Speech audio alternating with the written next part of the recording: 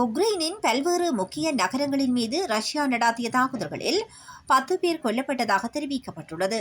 Ukraine மீது 2022 ஆண்டு பிப்ரவரி 24ஆம் தேதி ரஷ்யா போர் தொடுத்தது. இந்த போர் இன்று 1473வது நாளாக நீடித்து வருகிறது.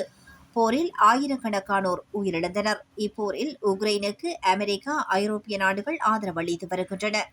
அதேவேளை போரை முடிவுக்கு கொண்டுவர அமெரிக்க ஜனாதிபதி ட்ரம்ப் முயற்சித்து வருகின்றார். போர் நிறுத்தம் தொடர்பாக பல்வேறு கட்ட பேச்சுவார்த்தை நடைபெற்றது. இதில் ஒரு சில நிபந்தனைகளுக்கு இரு நாடுகளும் ஒப்புக்கொள்ளவில்லை. இதனால் இரு நாடுகளுக்கு இடையே போர் தொடர்ந்து நடைபெற்று வருகிறது. இந்நிலையில் உக்ரைனின் கார்கிவ் நகரில் உள்ள அடுக்குமாடி குடியிருப்பு மீது ரஷ்யா நேற்று ஏவுகணை தாக்குதல் நடாத்தியது. இந்த தாக்குதலில் 2 குழந்தைகள் உட்பட 10 பேர் உயிரிழந்தனர். மேலும் பலர் படுகாயமடைந்தனர்.